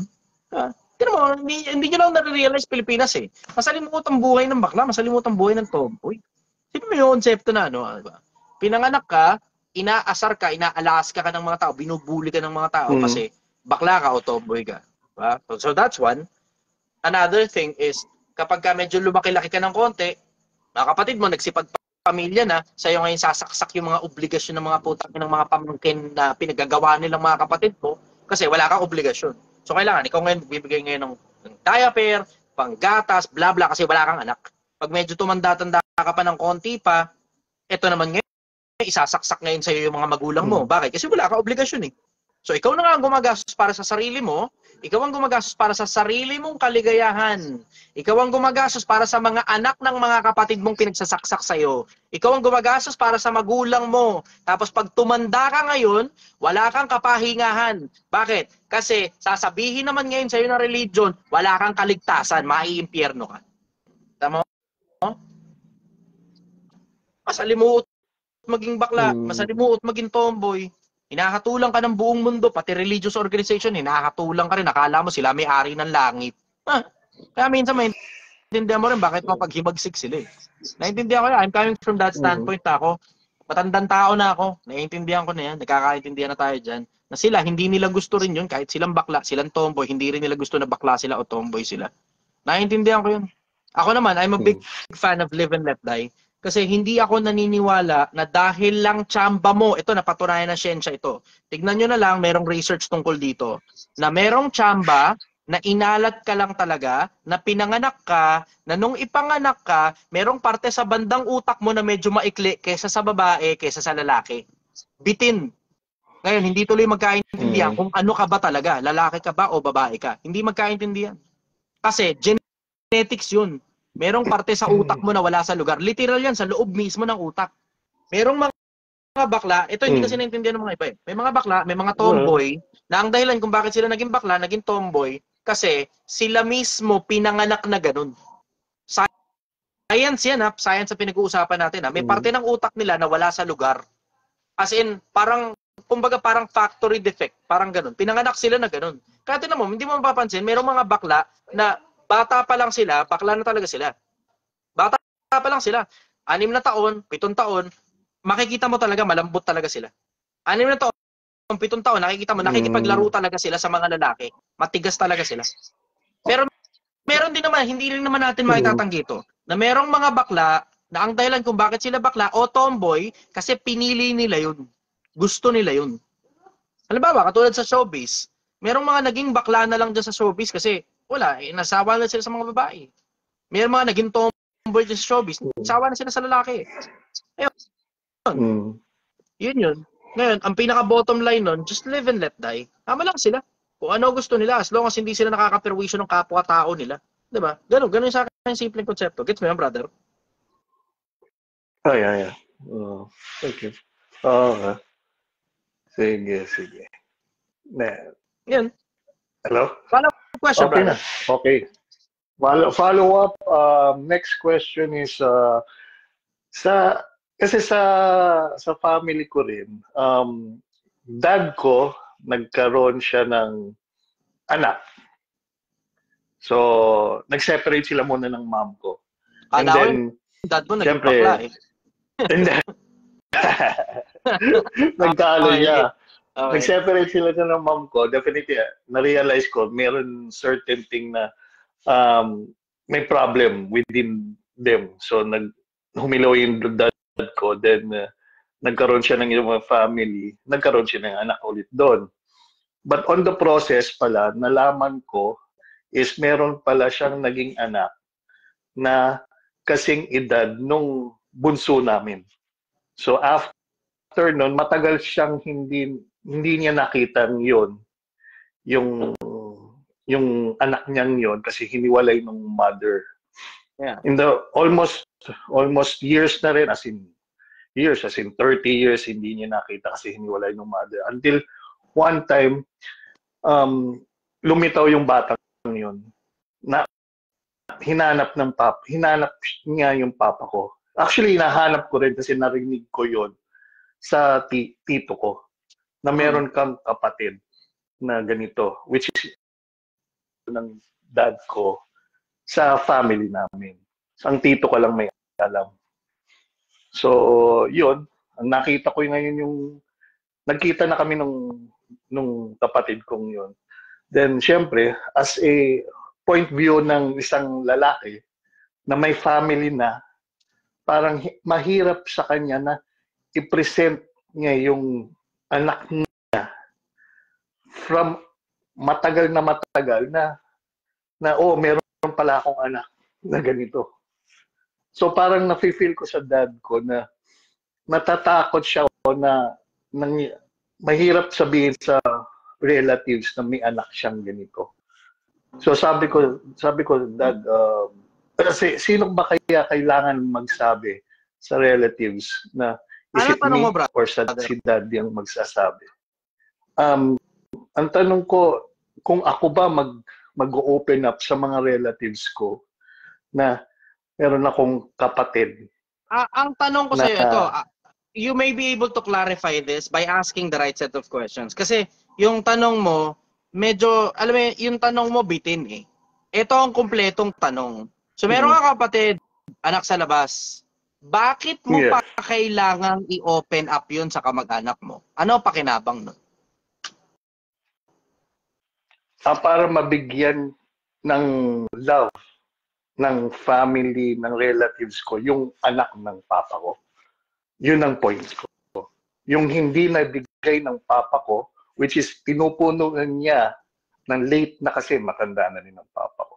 So gusto ko rin yung mabigay ko rin yung love ko, which is nabigay ng relatives sa akin, na hindi na nakuha ng kapatid kong yun. Yun ang point ko. Which is, paano ba? Ang dad ko ba dapat magsabi, mag-open up? Which is, dapat lakasan niya yung loob niya. Ko dapat tanungin mo muna yan dun sa kapatid mo mismo sa labas. Okay. Kasi hindi mo naman alam kung gusto niya bang malaman ng iba pa na nag-e-exist siya o hindi. No. Parang halimbawa, katulad sa akin, pag-uusap ka dugo, allergic ako sa kadugo. So kung halimbawa, meron ngayon lalapit na kadugo, gusto mo bang ipakilala kita dun sa iba pang kadugo mo? Ang sagot ko, ayoko. On may, yung kapatid kong, gusto naman niya. Actually, religious naman rin siya eh. Pinalagaan siya ng it doesn't matter. 5 years, okay. Oh. It doesn't matter kung sino man ang magpakilala. Kung gusto niyang makilala yung mga iba, di ikaw na magpakilala. Kung ayaw ng tatay mo, kung gusto ng tatay mo, di siya na magpakilala. Kung nahihiya naman ng tatay mo, di ikaw na bumira. At totoo, it doesn't matter eh. Kung sino pa magpapakilala. Ang bottom niya yan, dapat maganda yung pagpapakilala. Kasi first impression lasts. Pero it doesn't Hindi matter kaya kung sino parang ang pakilala. Alam mo, nababypass. Hindi kaya na magiging parang punto ron, parang nababypass Oo. yung AirPods mo. Kung pakiramdam mo, parang mababypass sa AirPods mo, di mag-abiso ka muna sa AirPods mo. Di ba? Okay. Oo, yun. Simple. Kasi Resolvado na kagad yung yung side- problema. Bakit ganun? Minsan, mga situation na ganito, nagsabi rin ako sa, actually, hindi tayo good or bad na person, pero on my experience, nagkaroon ako ng ganyan eh. Na sinabi ko, meron akong anak na ganito, pero on my journey sa life, parang lumabas na hindi ko pala anak yun. Pero prinisent ko sa papa ko yung nagsabi ng anak ko. Actually, meron pang isa, pero sabi ko sa kanila, sa family ko, is, sabi ng family ko sa akin, sira ulo ka, bakit ang dami mong anak o ganito. Hindi ko nag-iisip. Pero I put it on my point na, by experience, wala naman akong, tinatanggap ko yung bata, which is hindi natin alam sa pagiging lalaki. Hindi natin alam kung sa atin kasi hindi naman lumabas sa atin yun, di ba? So at least for me na tinatanggap ko, which is mas nakakaalam ng nanay. Then, Follow-up question, brother. Parang, well, yun na lang. Yun, at least alam ko na kung ano. Yun na. Okay. Happy ako, nakatulong ako sa'yo, brother. Okay. Okay. Okay, sige. At least, ano. Okay. Sige. Thank you, brother. Thank you, Bye-bye. Thank you. Bye-bye. Ciao. Okay. Last na to. Firemaster Ryan. Sana nga lang may video this time. Wala ni isang video eh. Good morning, brother. Mukhang wala ring video.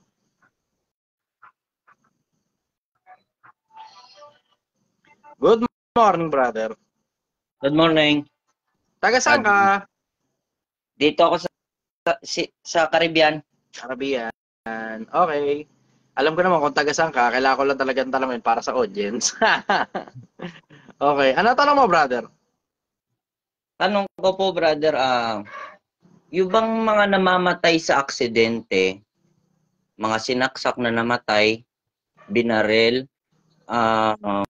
kalooban po ba ng Diyos yun? Depende. Kung tao ka ng Diyos, oo, kalooban ng Diyos yun kasi kukunin ka na niya. Kung hindi ka tao ng Diyos, tsamba mo lang talaga yun. Inabutan ka na ng kamatayan. Kasi ganito, dalawa yan eh. Isang kalooban ng Diyos at saka isang hinahayaan niya lang. Sa pagbabasa sa maraming libro, isa sa mga pinakamalalaking bagay na natutunan ko, merong set of people na tao ng Diyos. Tapos lahat ng nangyayari dun sa mga tao na yun, kahit indirectly o directly, merong kinalaman ng Diyos. May mga bagay na tsamba, nangyayari lang talaga, pero hayaan niya lang. Pero generally, yung hindi gustong mangyayari ng Diyos, hindi mangyayari dun sa mga tao na yun. Ngayon, meron namang mga tao na completely wala lang talagang, alam mo yun, wala talagang religious orientation. Yung mga ordinaryong taong bayan, gano'n, na hindi mo naman makonsider na tao ng Diyos itong mga to. Hindi naman automatic nun na masamang tao kagad sila. Hindi naman gano'n. Pero hindi lang talaga sila religious individual. Tapos hindi lang talaga sila kinikilala ng Diyos. Yung mga ganong klase ng tao, everything is just left in tsamba. Tsamba yung mga nangyayari sa kanila. Kasi alam mo, isa sa mga pinakamalalaking bagay na natutunan ko tungkol sa Diyos, brother, ang Diyos hindi masyadong mapakialam. Hindi siya pakialamero, hindi ganun. Pagka humingi ka ng tulong sa Kanya, tao Kanya, baka makialam siya. Pero generally, hindi pakialamero ang Diyos. Hinahayaan niya lang lahat ng bagay na mangyayari, tapos titignan niya lang kung ano mga reaction mo dun. Titignan niya rin kung ano gagawin mo sa mga ganong klase ng sitwasyon. Ganun. Pero generally, hindi mapakialam ang Diyos. 30:19 ng Deuteronomio, aking tinatawag ang langit at lupa na pinakasaksi sa iyo sa araw na iyon. Na aking nilagay sa harap mo ang pagpapala at ang sumpa, ang buhay at ang kamatayan. Ngunit piliin mo ang buhay upang ikaw ay mabuhay, ikaw at ang iyong binhi. Lahat ng options inilalagay ng Diyos sa harap mo. Tapos hahayaan ka lang niyang mamili kung ano trip mo. Meron siyang suggestion. Pero hanggang suggestion lang ang Diyos. Hanggang suggestion lang ang Diyos tungkol doon sa mga ordinaryong taong bayan. Unless na lang siguro, tao ka ng Diyos na parang katulad ni Jonas, wala talagang choice, di ba? Alam mo yung pinapupunta siya sa Ninive, pumunta ng Tarsis, sumakay ng barko, ng vapor, ng bangka. Tapos umulan ng malakas, kinain siya ng malaking isda nung tinapon siya ng mga tao sa dagat. Tapos napunta pa rin siya ng Ninive kung saan siya pinapupunta. Ganun. Yung mga propeta ng Diyos, wala silang option. Kung ano yung kapalaran nila, yun talaga yung kapalaran nila. Pero yung mga ordinaryong taong bayan, wala naman masyadong pakialaman Diyos sa mga ganun. Wala, pinababayaan niya lang mangyari yung mangyari. Ganun. Yung mga hindi mangyari yung hindi mangyari. Ganun. Tsamba lang. May mga tao talagang, alam mo yun, hanggang sa dulo ng buhay nila, wala lang talaga silang pakialaman sa Diyos. Yung mga ganong klase ng tao na walang pakialam sa Diyos, lahat ng bagay na nangyayari doon, puro tsamba lang. Yung iba, kakalokohan nila, kagagawan nila. Yung iba naman, kapag, ano ba, yumaman sila, effort nila yun eh. So, nagsisikain sila base dun sa kung ano man yung itinanim nila. Ganun yung konsepto. Gets mo? Yes, brother. Follow-up question. Sa away po ni Bongbong Marcos at saka ni BP Sara, ano po ba yung epekto niyan sa Pilipinas? Istorbo yan. Istorbo. Istorbo yung away ng dalawa. Alam niyo naman, wala naman akong kinakampihan doon sa dalawa eh, pero pareha silang parang bata doon sa away na yun. Yung isa nagbabanta ng pagpatay, yung isa naman pinapatulan. Ano ba naman? Hindi maganda epekto niyan. Unang-una, nakakaistorbo sa ekonomiya yan. 'Di ba? Yung mga international investors, hindi ko gustuhin mag-invest sa isang bansa na yung presidente at yung vice president nag-aaway. That's one. Another thing is, yung mga investor na nandito na sa Pilipinas na nag-i-invest na, hindi mo gustuhin mag-invest kung kailan yung panahon na nag-aaway ang presidente at saka ang vice president sa Pilipinas. Kasi it sounds like an economic turmoil.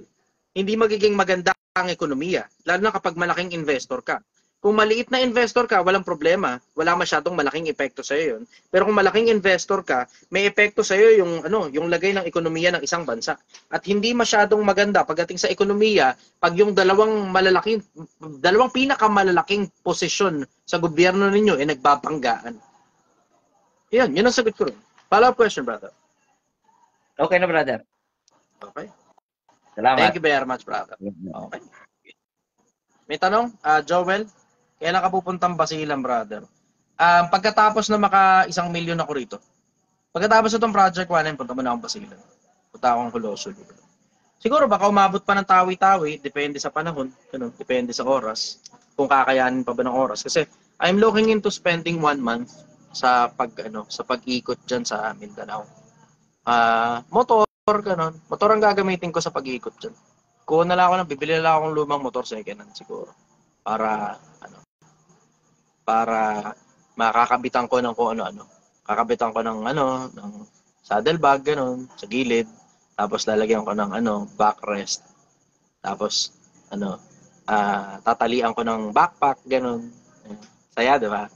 Tapos meron pa akong iba pang backpack yung kakasya lang sa motor, yun lang yung dadalhin ko.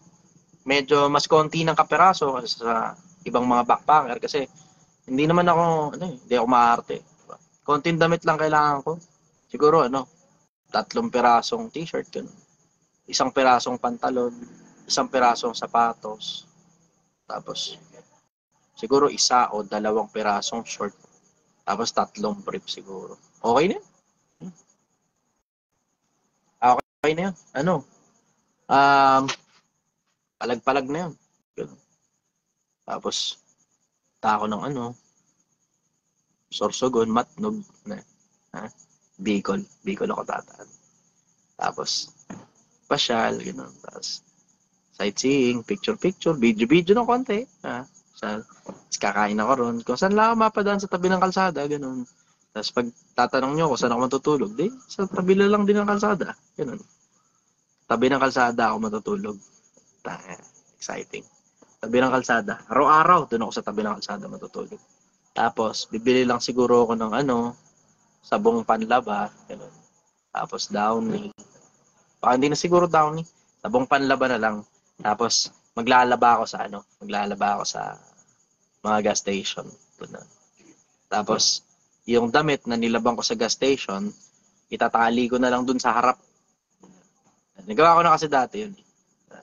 Tali ko dun sa harap ng motor. Hindi man kailangan itali. Palapag ko na lang. Basta dun sa kung saan man yung matatamaan ng malakas na hangin kapag nagmamaneho ako. Tapos, tayo ko matuyo, ganun. Habang nagmamaneho, sa mga 2 oras lang siguro, ganun. Tuyo na siguro yung damit na yun. Kasi pagka malakas yung hangin, lalo na kapag nagmamaneho ka ng motor, hangin yun diba? So, biyaya ko ganun. Tapos, pag gutom, ganun. Pupunta na ako sa tabi ng kalsada, tapos, hello, uy, pusa. Bibidyo ko, tapos, hello, nandito ako, dito sa lugar na ganito. May konti kayong oras, bisitahin nyo ako. Ganun. Kita-kita tayo dito sa ganitong gas station. Ganun. Kung di man gas station, dito ako sa ganitong karinderya, punta kayo dito, hello, kamusta kayo dyan? Bisita kayo dito lang ako sa ganitong karinderya. Tapos kakain lang ako doon, gano'n. Tapos mag-aantay ng iba pang mga bibisita. Tapos kung merong bench doon, baka pwedeng makitulog saglit, gano'n. Higa lang ako para buwasan lang yung pagod ko, gano'n. Tapos, punta ako ng diretso ng Matnog, gano'n. Tapos tatawid ako ng dagat, pupuntang Visayas. Tapos sa Visayas, kamusta kayo, mga Bisaya? Hello, kamusta kayo? Punta ako dyan sa inyo. Gano'n. Tapos, ikot-ikot, gano'n. Tingin-tingin. Saan kayo maganda pumunta dito? Tatanong ako sa mga local. Gano'n. Uy, saan maganda punta dito? Picture-picture ngayon. Punta dito. Tapos, hello, tingnan nyo, ang ganda dito. Ang ganda dito. Hello, tingnan nyo ako, nandito ako sa beach. Hello. Tapos, nandito ako sa park. Hello, kamusta kayo dyan? Pagdaan ako ng Bohol, gano'n. Hello, nandito kami sa Rice Terrace. Ay, Rice Terrace. Nandito ako ngayon sa Chocolate Hills. Hello, kamusta kayo dyan? Dito ako sa ganitong karinderya. Punta kayo dito. Pupunta ako dun sa ganong karinderya. Dun, mga 12:00, gano'n. Kakain lang ang tanghalian. Tapos tutulog sa tabi ng kalsada ulit. Pagkagabi na, tulog sa tabi ng kalsada. Kasi, sanay naman ako sa ganun eh. Tulog sa tabi ng kalsada. Tapos, biyahe na ako, puntang Mindanao. Cagayan de Oro, gano'n. Tapos, puntang Davao. Hello, kamusta kayo dyan? Dito ako, tutulog lang ako dito sa tabing kalsada, ganun. Dito sa bangketa. Dala siguro ako dala akong makapal na kumot. Para may panlatag ako. Yung kapal na kumot, titiklop ko lang yan. Yung mismong bag ko na yung unan ko. Yan, ganun. Tutulog ako sa tabi ng kalsada. Doesn't cost too much. Pagka medyo umulan, ganun. May dala akong plastic ng basura. Ganun. Yung plastic ng basura, doon ko ngayon ilalagay lahat. Yung itim na black bag. Doon ko ngayon ilalagay yung mga gamit ko para hindi mabasa. Kasi pagka maulan, babasa ang gamit mo eh. Tapos, yung plastic, tapos bubulin. So, biyahe na, bro. Saya, biyahe ulit ako. Tapos, minsan, masisiraan. Nandito ako sa tabing kalsada, tulungan niyo ako. Putol yung kadena ko. Hello, mag-aantay lang ako dito. Sleep lang ako dito sa tabing kalsada, tutulog lang ako dito. Puntahan niyo lang ako dito, dala kayong kadena. Ito yung kadena ko. Ayan. Kadena, tapos kakabit na yung kadena. Tapos, salamat. Ano tanong nyo? Baka may tanong kayo, makatulong ako sa inyo. Ito bayad ko dun sa kadena, tsaka dun sa home service. Yan. Tabing kalsada. Tulog lang ako. Tapos, sa Davao, gano'n. Tapos, Zamboanga. Tapos, uy, ang ganda ng beach dito. Ang ganda rito. Minsan, pag tao sa mall, gano'n. Gilid-gilid lang kasi wala ka naman makikita sa mall eh. Kung ano yung makikita mo sa mga mall dito sa Metro Manila, yun din naman yung mga mall sa probinsya. Ganun. Tapos, biyahe ulit. Ganun. Tapos, may makikita ka na uy, ang ganda rito. Overlooking. Ang ganda. Overlooking. Ang biyahe ngayon. Tapos, picture. Tapos, hello, kamusta kayo? Nandito ako sa ganitong lugar. Tutulog lang ako dito. Gisingin nyo ako. Tapos, magkwentuhan tayo. Habang wala pa kayo, matutulog muna ako. Tapos, magkikwentuhan tayo. Punta ako dito sa ganito. Tapos, ito, sakay na akong Roro. Punta ako dito sa ganito. Tapos, Tapos biyahe tapos makakilala ko mga bagong tao. Hello, kamusta kayo? Hello, kamusta buhay niyo dito? Ang balita. Magulo ba dito sa buhay sa ano niyo, sa lugar niyo? Ano yung mga problema niyo dito? Anong pagkain niyo dito? Tapos punta ka karinderya, ganun. Uy, pagkain. Ang ganda. Walang ganito sa Metro Manila eh. Titikman ko lang. Ano ang lasa ng pagkain ng kakaiba nitong niluto niyo dito sa karinderya? Bili ako nito, bili ako niyan. Hello, salamat. Pagkain tayo, kain tayo. So, pakita ko sa inyo kung paano yung kung ano yung mga pagkain ko, ganun. Tapos, tutulog lang uli. Tapos, tabi ng kalsada lang, ganun. Hindi na ako, hotel-hotel pa, putang na. Pangyap. Hindi naman ako pupunta ng ibang lugar para magyabang. Okay na ako, na-enjoy ko yung mga 5-star hotel, 4-star hotel, 3-star hotel. Okay na yan, na-enjoy ko na yung mga hotel na yan. Ayos na yan, maligaya na ako dyan. Ang hindi ko makakalimutan na experience ko na siguro parte na ng buhay mahirap yung natutulog ako sa kalsada. 18 anyos kasi ko noon eh. Siyempre, diba? Pinalayas kasi ko eh. Tapos tutulog lang ako sa tabi ng kalsada. Tabi lang ng kalsada. Tapos masaya naman. Hindi naman ako malungkot noon. Naaalala ko yung panahon na yun.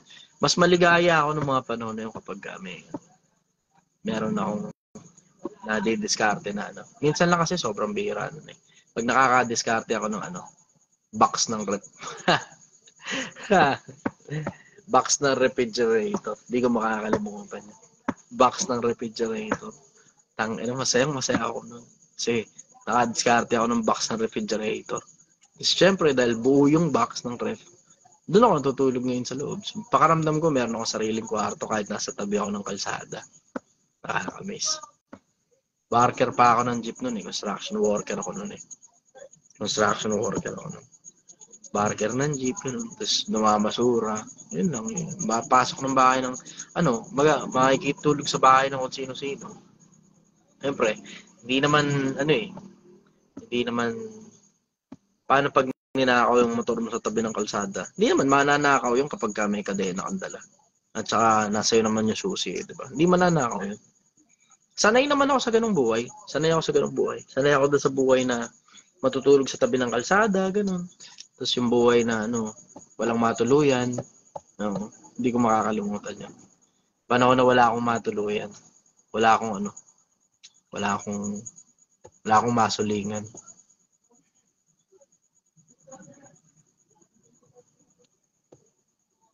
Sana naalala ko lang noon humihingi akong tulong sa Diyos nun.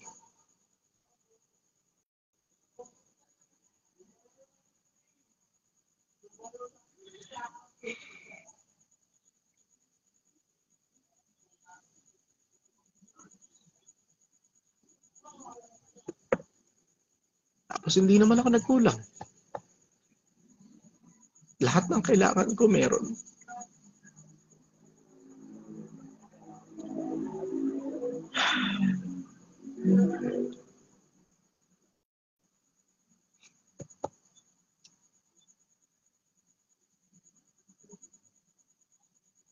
Nakakapagod lang. Noong mga panahon na yun kasi construction worker ako eh.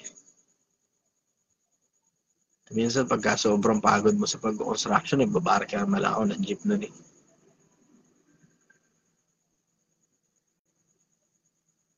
Pero hindi naman ako nagkulang, lagi namang may pagkain. Minsan, may mga pagkakataon, may nagbibigay ng pagkain. Pero maligaya ako nun eh, kahit nasa kalsada ako. Tapos lagi ako nagpapasalamat sa Diyos na may pagkain ako.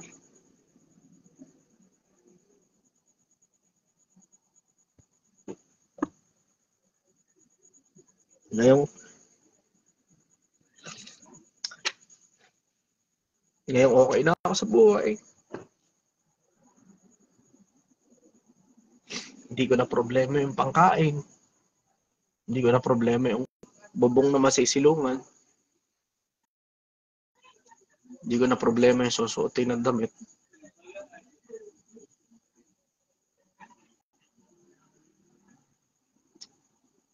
Babalik na ulit ako sa paghahanap ng Diyos. Yan yung gagawin ko. Gagawa ng mabuti. Habang nag-aantay ng kamatayan, habang naghahanap sa gumawa sa akin.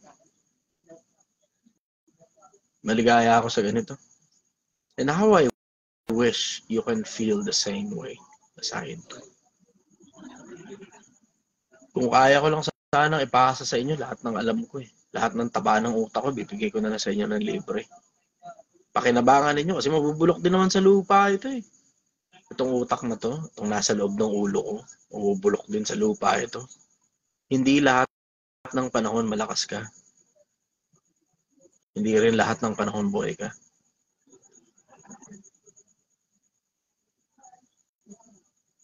Pero alam mo, isang bagay ang sigurado ko.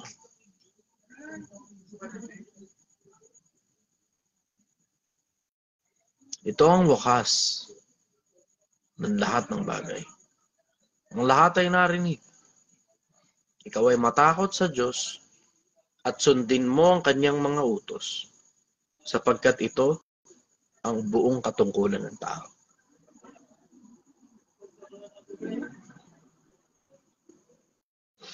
Ulitin ko lang yung isang talata na.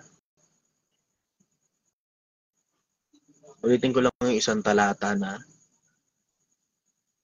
ang ganda-ganda ng sobra.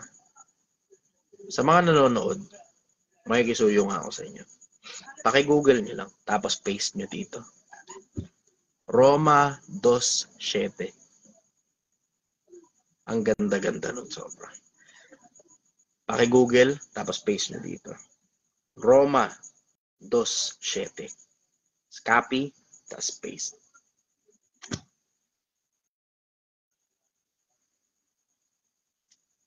Ayan. Ito na yung magiging ending ng live na to.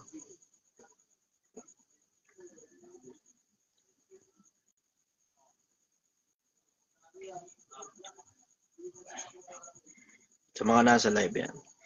Roma 2:7. Copy, tapos paste nyo dito. Sa comment section.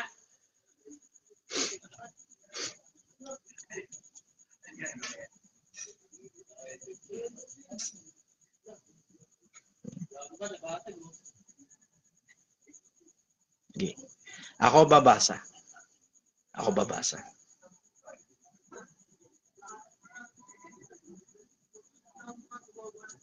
Copy paste nyo lang. Okay.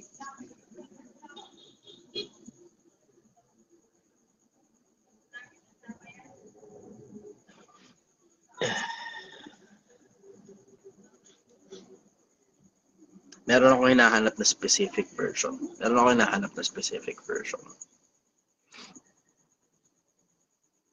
Okay, meron yan.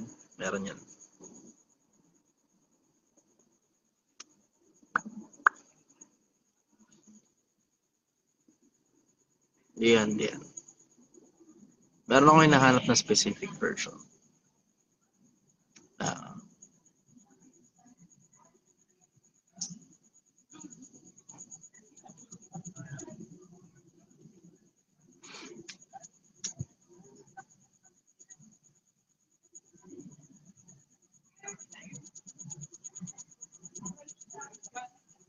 Okay, 2:7 ng Roma. Meron ako hinahanap na version. Tingnan nyo dun sa Ayan, ito. Ito, lumabas na. Ayan. Ako babasa.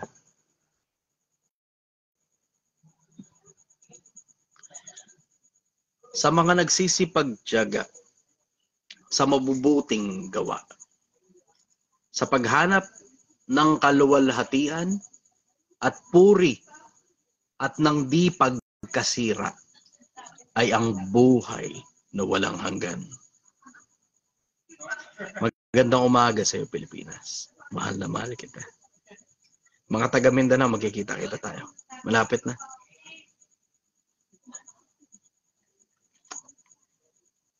Ang ganda ng umaga. Napakaganda ng umaga.